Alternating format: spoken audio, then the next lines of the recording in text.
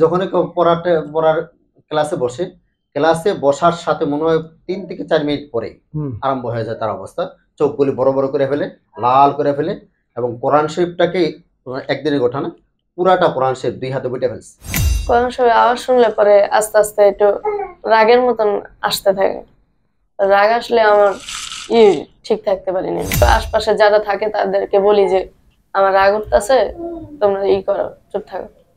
পরে থেকে আমার অতিরিক্ত রাগ উঠে গেলে আর কিছু মন থাকে না, থাকতে পারি। يوم يقوم الروح والملائكة صفا لا يتكلمون إلا من أذن له الرحمن وقال صوابا। পর্যন্ত সে কেমন আছে এখন? এখন আলহামদুলিল্লাহ সে অনেক পরিবর্তন, একদম পুরোপুরি ভালো আছে আলহামদুলিল্লাহ। বিসমিল্লাহির রহমানির রহিম। জি, সমস্যা বলেন। কোন জায়গা থেকে আসছেন আপনারা? আমি আসছি জুরাইল থেকে। বলেন। জুরাইল মিষ্টির দোকান থেকে আসছি। কি সমস্যা? সেও এখন আসছে ইয়ার থেকে, কোথায় থেকে?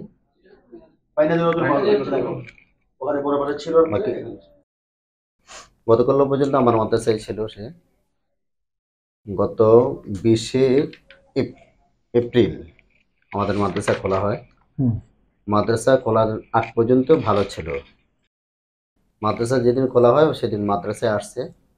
বিকেল টাইমে সে আসরের টাইমে নাকি সে রওনা করছে, কিন্তু আমার মাদ্রাসায় এসে পড়ছে প্রায় 8টার দিকে, রাত 8টার দিকে।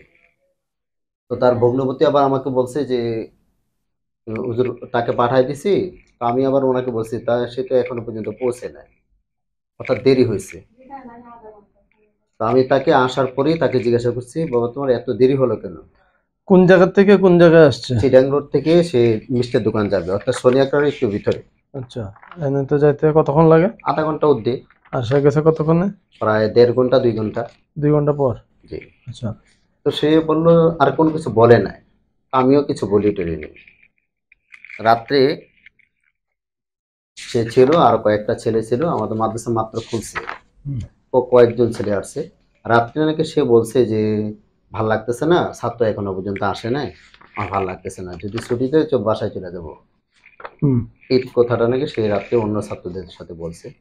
দেখলাম রাত্রে তারা খাবার দাবার খাইলো, খুব ভালো। আমি ওষুধের কথা বললাম, আমার ওষুধটাও বাহির থেকে এনে দিয়েছে সে। সকালবেলা সকাল পর্যন্ত মোটামুটি ভালো। তারপর সমস্যাটা কি হয়েছে সেটা বলেন। জি, কি প্রবলেমগুলো হয়েছে এগুলো বলেন। সকালবেলা সে মাদ্রাসা থেকে প্রায় 8টার দিকে মাদ্রাসা থেকে চলে যায়। মাদ্রাসা গেট, ওই ছাত্র আসতেছে, গেট খোলা ছিল, সে চলে গেছে। চলে যাওয়ার পর তো হয়রানি হয়ে গেছি তাৎক্ষণিক। আমি 9টা, 9:30, 10টা পর্যন্ত অপেক্ষা করছি। পরে তার দুলাভাইকে নাকি ফোন দিয়েছিলাম, অর্থাৎ পাচ্ছি না রে। সারাদিন খোঁজ করলাম, তারপর বিভিন্ন মিডিয়ার মাধ্যমে করলাম। আমি থানায় জিডি করলাম, তারপরের দিন থানায় জিডি করছি। জিডি করার পরে তো পুরা মোটামুটি অনেক জায়গায় খোঁজ করলাম। তার আম্মা ওদিক দিয়ে গাজীপুর, তার বাড়ি হলো গাজীপুর, সে আসছে গাজীপুর থেকে। তো গাজীপুর ওদিকে তারা খোঁজ করছে, খোঁজাখুঁজির পরও কোথাও কোনো হদিস পাচ্ছিল না। তো বিভিন্ন হয়তো কবিরাজের কাছে তারা গিয়েছে, বিভিন্ন কবিরাজ বিভিন্ন ধরনের কথা বলেছে। আমরা গুলিস্তান, এর পরের দিন বিকাল টাইমে আমার এক মুসলিম ছাত্র গার্ডিয়ান, সে বললো যে হুজুর একটা ছাত্র অনেক হারিয়ে গেছে আপনাদের মাদ্রাসা, অর্থাৎ তার বাচ্চা এখানে পড়তো, শুনছে আর কি। পরে বললাম যে হ্যাঁ, নোমান হারিয়ে গেছে। পরে বললো যে হুজুর নোমানকে তো আমি দেখলাম গুলিস্তান আজকে সকালে 8টার সময় আমি দেখছি তাকে গুলিস্তান। আচ্ছা, আমি তাৎক্ষণিকই একটা হয়েছে, যাক তো তাহলে মনে হয় ভালো আছে সে। এরপরে ওই গুলিস্তানের দিকে আমরা খবরটা পাইছি মাগরিবের আগ মুহূর্তে। আমি মাগরিবের সাথে সাথে ওনাকে নিয়ে, তার দুলাভাইকে নিয়ে আমি চলে গেছি গুলিস্তানের দিকে। তো গুলিস্তান অনেক খোঁজাখুঁজি করছি, গুলিস্তান খোঁজাখুঁজি করার পর আমরা পাইনি। পরে রাত্রে আমরা প্রায় 10টা পর্যন্ত খোঁজাখুঁজি করছি। এর মাঝেই আমরা যখন চলে আসবো, এই মুহূর্তে চলে আসছি মাদ্রাসায়, হঠাৎ শুনছি সে নাকি তার বোনের বাসায় আসছে আর কি। শেষ পর্যন্ত পাইছেন? জি। তারপর কি হলো? পাইলাম। তারপর বলুন। পাওয়ার পরেই সে বাড়িতে গেল, বাড়িতে যাওয়ার পরে তার কিছু অপ্রীতিকর সেগুলো বলেন, আরম্ভ হয়েছে। সেগুলো কি হয়েছে? সেগুলো আপনারা প্রথমত বলেন, তারপর আমার মাদ্রাসা যখন আসছে সেটা আমি বলবো। মাদ্রাসায় কি করছে এগুলো বলি ফেলেন একবারে। আমারটি হ্যাঁ এরপরে তো প্রায় অনেক দিন পর্যন্ত বাড়িতে ছিল। বাড়িতে থাকার পরে বাড়িতে যা হয়েছে তা তিনারা বলবেন। আমার মাদ্রাসা যখন আসলো, আসার যেদিন আসছে এদিন নাকি একটু মোটামুটি ভালো ছিল, তার বোন নিয়ে আসছে। তো মোটামুটি দেখলাম খুব ভালো হাস্যজ্জ্বলী। ও আচ্ছা আচ্ছা আচ্ছা আচ্ছা, আমি এবার কিছু তদবির করি। তো পাওয়ার পরেই তারা আমার কাছে নিয়ে গেছে। নিয়ে যাওয়ার পরেই সে আমার সাথে কথা বলতেছে, কেমন অপ্রীতিকর লাগতেছে। পরে আমি কিছু তার হাতে ধরলাম, কিছু আমল করলাম। আমল করার পরেই দেখলাম যে তার অবস্থা খুব খারাপ। পরে আমাদের পার্শ্ববর্তী মসজিদের এক ইমাম খতিব, ওনার কাছে নিয়ে গেলাম। আমি ওর তদবির করি না, গিয়ে বললাম যে হুজুর এই অবস্থা। তো হুজুর বললো যে হ্যাঁ তার সাথে তো আছে এই অবস্থা। তো তাৎক্ষণিক হুজুর ওই সময় পায় নাই, ওই সময় ছিল না। তো তেল পরা কিছু টিয়া দিয়ে দিছে, কিন্তু আমল দিয়ে দিছে। আমল দেওয়ার পরেই সে আনছে, আনার পরে আবার উঠাউঠি। কি করে তখন সে কি করে? এবার বইটা নিয়ে যায় সে, এবং মানে আমি যে আমল এগুলি দিব, আমল করতে দিবেন আমাকে। আমল করতে দিবে না? কি করে তখন সে কি আচরণ করে? মোর্চামুর্চি করে, হ্যাঁ। ঠিক আছে, অর্থাৎ চলে যাবে আর কি। আচ্ছা চলে যাবে। এবং এই এখন যে পড়ার টাইমে, তাই গত পরশু দিন নিয়ে আসছে, তাই না? নিয়ে আসছে আমরা পড়ার, নিয়ে আসছে ভালো। কিন্তু যখনই কেউ পড়ার ক্লাসে বসে, ক্লাসে বসার সাথে মনে হয় 3 থেকে 4 মিনিট পরেই আরম্ভ হয়ে যায় তার অবস্থা। চোখগুলি বড় বড় করে ফেলে, লাল করে ফেলে, এবং কোরআন শরীফটাকে একদিনের ঘটনা, পুরাটা কোরআন শরীফ 2 হাতে বইটা ফেলছে। আমাদের এক ছাত্র ছিল, পাশের ছাত্র ছিল, সে অর্থাৎ আমাকে বলবে, সে উঠতে নিয়েছিল, তাকে ধরছে, তুই কই যাস?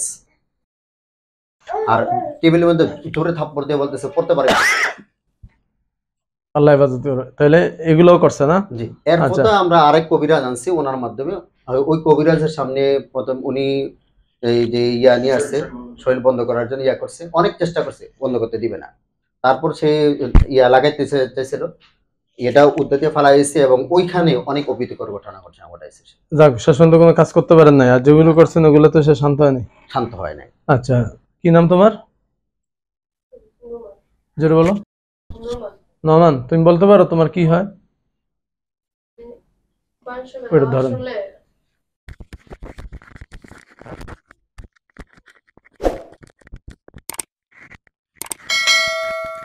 বলো।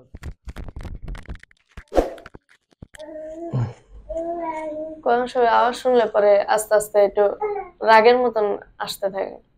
রাগ আসলে আমার ঠিক থাকতে পারিনি। এরপরে কি হয় না কিছু বলতে পারে না? মানে কোরআনের কোন শব্দ, কোরআনের কোন তেলাওয়াত, আয়াত, এগুলো তুমি সহ্য করতে পারো না? রাগ উঠে যায় না? তারপরে হলো আজানের শব্দ শুনলে? আজানের শব্দ শুনলে একটু খারাপ লাগে। এরকম করছে না? আজান দিলে বা আপনার কোরআনের তেলাওয়াত করলে তখন তোমার এই প্রবলেম গুলো শুরু হয়। শুরু হচ্ছে যে এটা তো বুঝো যে শুরু হচ্ছে। এরপরে কি ওগুলো আর বলতে পারো না? তখন ছাত্র আশপাশে যারা থাকে তাদেরকে বলি যে আমার রাগ উঠতেছে, তোমরা করো, চুপ থাকো। পরে থেকে আমার অতিরিক্ত রাগ উঠে গেলে আর কিছু মন থাকে না। আচ্ছা, এবার আপনি বলেন, বাসায় কি করছে এগুলো একটু বলেন। বাসায় যে প্রবলেম গুলো হয়েছে এগুলো একটু বলেন তো। আমাদের অনেক ছাত্র পেশে মারছে। হাতে নিয়ে বলেন, 1 মিনিটে বলি বলেন। পাওয়ার পর হুজুরকে দেখাইতে মাদ্রাসায় নিয়ে গেলাম। এত পরিশ্রম করছে তাদের সাথে সাক্ষাৎ করে আমি। তখন আমি আবার সাক্ষাৎ করার পর বললো তো হুজুর, পরে হুজুর বললো এখানে রাখাটা তো রিস্ক, আপনি বাসায় নিয়ে যান। বাসায় রাখো।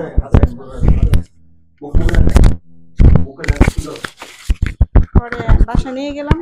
বাসায় নেওয়ার পর সে মানে বাসায় কিছু বলাতেই, যেটা ওর নিজস্ব মানে চায় না, ওটা যদি বলি যে খাবারই বা খাও খাও, মানে একবারের জায়গায় 2-3 বার বলতে গেলেই এরকম রাগ আগে সে করতো না? কখনো কখনো করতো না?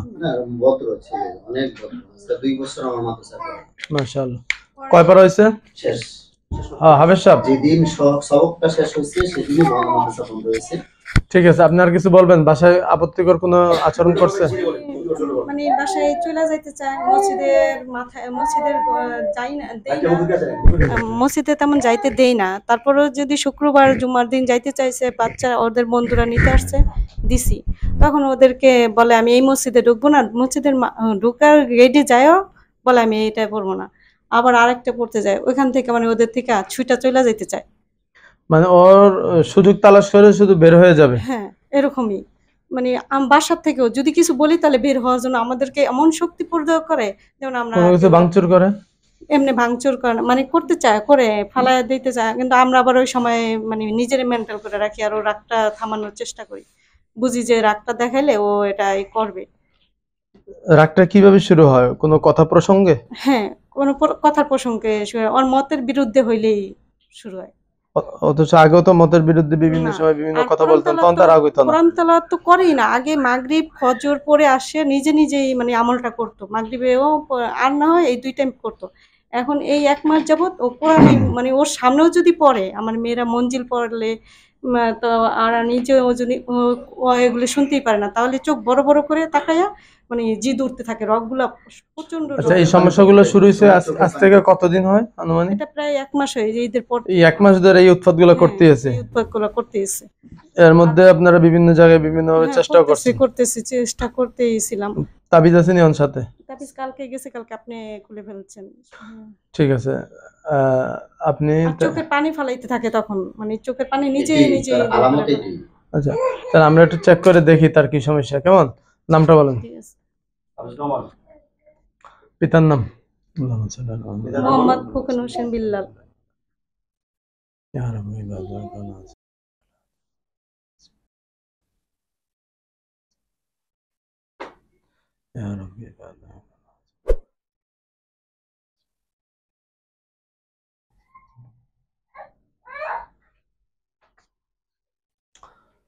ইয়া করিম, নমানের উপর 100% জিন্নাতের প্রভাব পেয়েছি। তো যেহেতু তার এটা, এই বাচ্চা নিয়ে সরান তো এখান থেকে, বাচ্চা নিয়ে বের হয়ে যান, আপনার কোনো কাজ নাই। তার উপরে জিন্নাতের প্রভাব পাওয়া গেছে, এটা দুষ্ট জিন্নাতের ক্ষতি, এই জিনগুলা তারা ডিস্টার্ব দিচ্ছে। তো আমরা চেষ্টা করব এই জিনটাকে এই মুহূর্তে তার গায়ে ডেকে আনার। আমরা যখন হাজির করার চেষ্টা করব, আমি যখন আমলগুলো শুরু করব, তখন সে আর এইভাবে ভদ্রতার সাথে বসতে পারবে না, সে তখন উৎপাত শুরু করবে। তো আপনার আগের থেকে পজিশন নিয়ে 2 জন 2 পাশে বসেন। কে বসবেন? আপনি উঠে যান, আপনার কাজ নেই, আপনি উঠেন। এটা ওর কাছে দেন, ওর কলারে লাগাই দেন।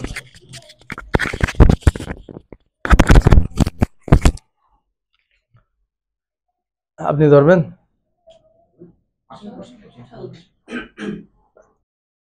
আমি যখন কাজ শুরু করব, তখন সে শক্তি খাটাবে। তো শক্তি যখন খাটাবে, আগে থেকে পজিশন না নিয়ে রাখলে আপনারা ওর সাথে পারবেন না, বুঝছেন?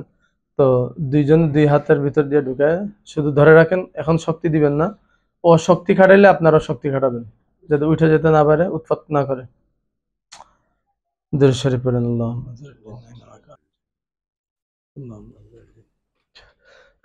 اللهم صل على محمد وعلى آل محمد بعدد كل شيء معلوم لك. اللهم صل على محمد في الأولين، وصل على محمد في الآخرين، وصل على محمد في النبيين، وصل على محمد في المرسلين. ما شاء الله لا قوة إلا بالله العلي العظيم. بسم الله الرحمن الرحيم. كافها يا عين صاد. بسم الله الرحمن الرحيم. كافها يا عين صاد. رب السماوات والأرض وما بينهما الرحمن، وما بينهما الرحمن، وما بينهما الرحمن لا يملكون منه خطابا. يوم يقوم الروح والملائكة صفا لا يتكلمون إلا من أذن له الرحمن وقال صوابا. আপনি ঠান্ডা হয়ে বসেন, বসেন, আপনি বসেন, বসেন, বসেন।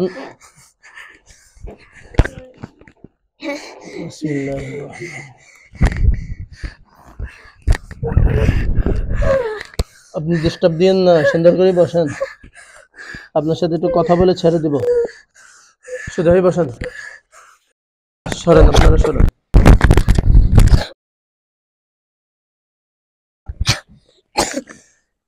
একটু সোজা হন, সোজা হয়ে বসেন, সোজা হয়ে বসেন।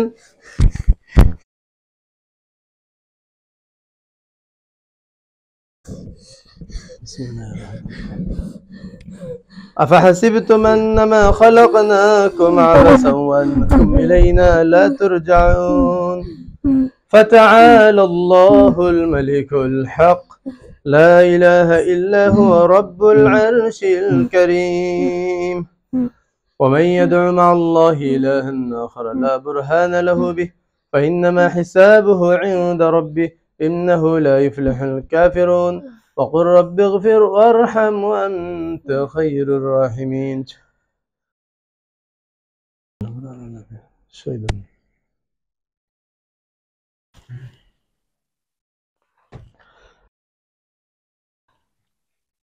বসেন।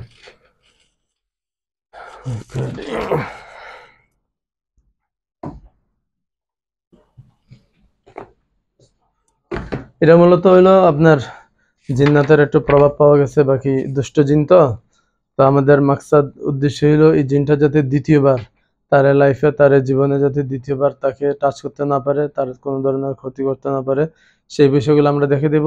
এখন জ্ঞান ফেরার পর থেকে নিয়ে আমরা দেখবো যে সে তেলাওয়াত করতে পারে কিনা এবং তেলাওয়াত শুনতে পারে কিনা। ঠিক আছে, এখন থেকে নিয়ে তার যেই সমস্যাগুলো হইতো এগুলো ইনশাল্লাহ আর কখনোই হবে না। আর যে কাজগুলো বললে, যে কাজের কথা বললে, যে পড়াশোনার কথা বললে বা যে সমস্ত কথাগুলো বললে সে রাগ করতো, এগুলো আপনারা এখনই বলবেন, দেখবেন যে সে আর রাগ হয় কিনা। মূলত তো তেলাওয়াতটা নিয়ে তার সমস্যা না, ইনশাআল্লাহ আর হবে না। আমি একটা আমল করে দিচ্ছি তার এখন, হ্যাঁ আমি এখন একটু আমল করে দিচ্ছি, তার জ্ঞানটাকে ফেরত। না, এটা জিনের ক্ষতি। يا رب ما كنت بأمدانه يا رب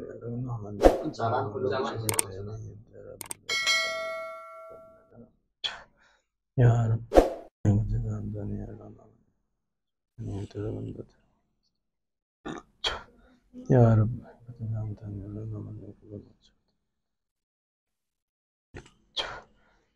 এখন তার কোনো জ্ঞান নাই, তারা ডাকেন তো, কোনো হুঁশ আসেন দেখেন, আচ্ছা তার নাম ধরে ডাকেন। নাই, কোনো লাভ নাই, সরেন। তার কোনো জ্ঞান নাই এখন, এতক্ষণ কিছু নাই যে সে কিছু বলতে পারবে না। আমি একটা আমল করে দিচ্ছি, এই আমলের পরে সে তার জ্ঞান ফিরবে। এই জ্ঞান ফেরার পর থেকে ইনশাআল্লাহ সে যতদিন বেঁচে থাকবে কোনো 1 সেকেন্ডের জন্য আর সমস্যা হবে না।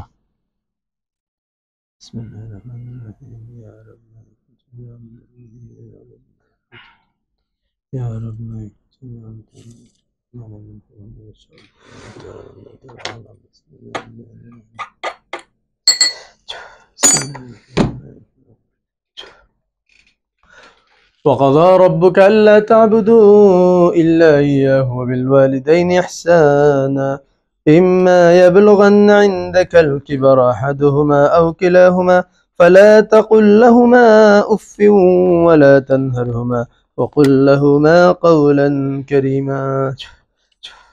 এবার ডাকেন, নমান উঠি বসো, হ্যাঁ ওঠো।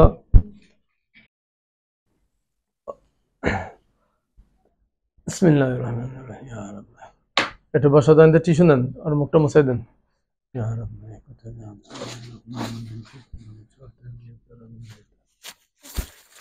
ইয়া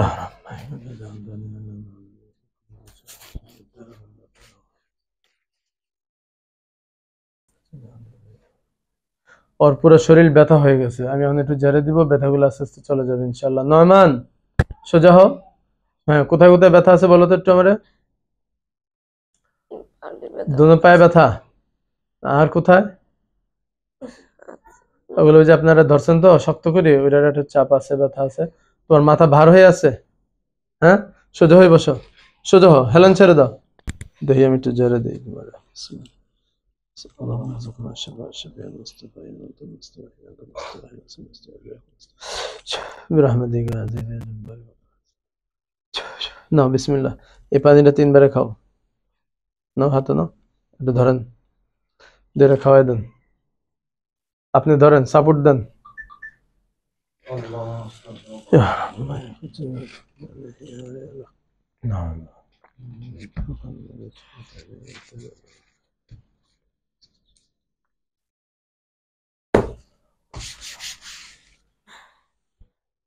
এবার একটু সুন্দর করে দাঁড়া, একটু হাঁটো, হাত পাও ঝেড়ে একটু হাঁটো।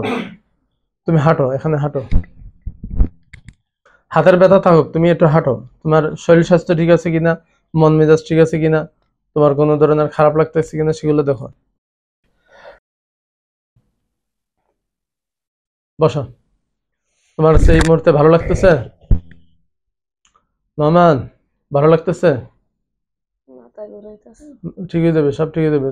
কোন ধরনের অন্য কোনো খারাপ লাগেনি? আচ্ছা, কোন কথাটা বলে রাগ করো বেশি?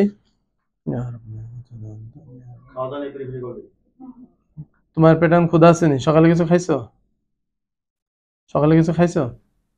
আচ্ছা, তিলাওয়াত করলে যে খারাপ লাগে, তুমি নিজে একটু তেলাওয়াত করো তো, আমরা একটু শুনি। ছোট্ট একটু তেলাওয়াত করো, একটা সূরা তেলাওয়াত করো। তুমি তেলাওয়াত করে আমাদেরকে একটু শোনাও।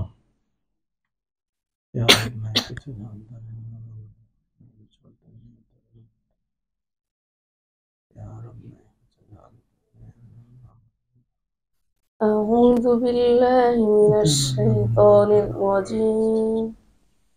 بسم الله الرحمن الرحيم. إذا وقعت الواقعة ليس لوقعتها كاذبة خافضة رافعة إذا رجت الأرض رجا وبست الجبال بسا فكانت هباء منبثا وكنتم أزواجا ثلاثة فأصحاب الميمنة ما أصحاب الميمنة وأصحاب المشأمة ما أصحاب المشأمة। ঠিক আছে, আলহামদুলিল্লাহ। ভালো লাগতেছে? কোন ধরনের খারাপ লাগে? তোমার হচ্ছে ভালো মনে হচ্ছে নাকি কোনো কষ্ট হচ্ছে? তেলাওয়াত যে করলে, আগে যেমন তেলাওয়াত করে রাগ উঠতো, খারাপ লাগতো, শরীরের পজিশন পরিবর্তন হতো, ওগুলো কিছু আছে এখন? আলহামদুলিল্লাহ বলো। আলহামদুলিল্লাহ। জোরে বলো, আরো জোরে। আলহামদুলিল্লাহ। আলহামদুলিল্লাহ। তাহলে আমরা আজকে কিছু কাজ আছে, ওর কাজগুলো করে দিচ্ছি ইনশাল্লাহ। আর আগামীকালকে একটা গোসল আছে, মেডিসিনটা দিয়ে দেবে, এটা দিয়ে গোসল করাবেন। আর 7 দিন পরে এসে আমাকে একটু দেখাই দিবেন, ঠিক আছে?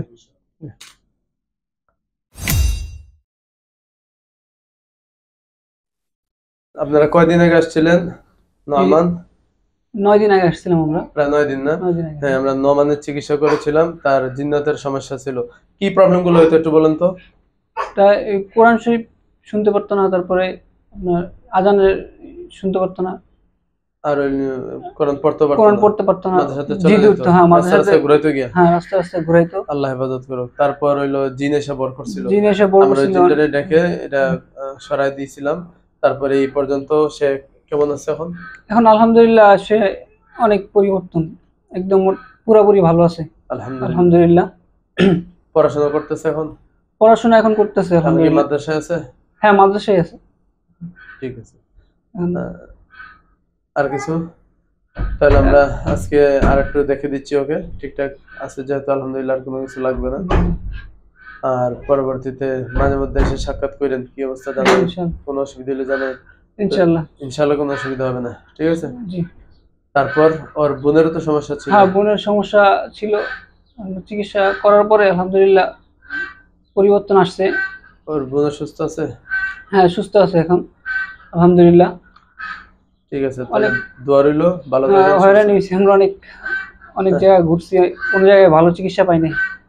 আপনার এখানে এসে নোমানের জন্য আর বোনের জন্য, দুজনের জন্য আগে আরো বিভিন্ন জায়গায় চিকিৎসা করছি।